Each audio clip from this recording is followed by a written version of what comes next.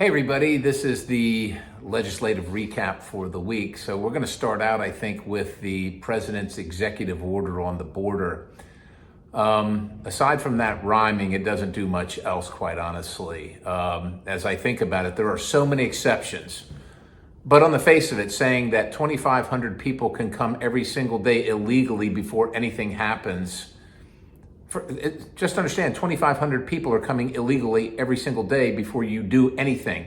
And then let's think about it in terms of what else has happened for the rest of the last 3.5 years, where the president literally said he couldn't take any executive action and needed the Congress to take action. And when the Congress did take action, of course, he wasn't interested in it. But the fact is obviously he could take action. But then let's also talk about the limit that was in the much vaunted Senate bill, where he said, oh, I want this bipartisan bill, where it was 5,000 people a day. So it was 5,000 people a day, and that was as secure as they could ever make it. But obviously 2,500 people a day is much more secure than that. But you got to ask yourself, why isn't it 0 people per day? If you can make it 25 or 5,000, why not 0? And oh, by the way, I want you to read through the executive orders, because there's a million exceptions, which is essentially him saying, look, I'm going to do something about it. I don't know why my friends on the other side of the aisle are so angry, because he said he's going to do something about it. But if you look at the exceptions, I expect the same amount of people to come through regardless. It's just all talk. It's actually doing nothing.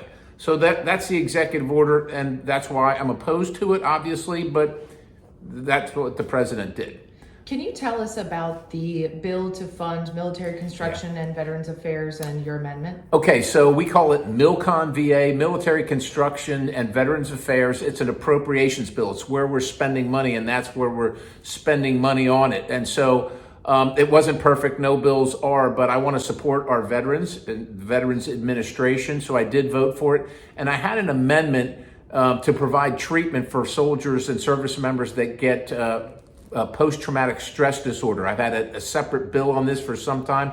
We have a treatment that is 85% effective. It's actually offered at some of the VA facilities, but not all of them. And our veterans have to fail at every single other treatment before they can avail themselves to this treatment. And it's much cheaper than the other treatment. So my amendment basically says, if we can, let's have the VA do it everywhere, and let's have service members be able to get it everywhere, so that they aren't killing themselves at the rate of 17 to 20 a day when we have a treatment that's 85% effective. And that amendment passed.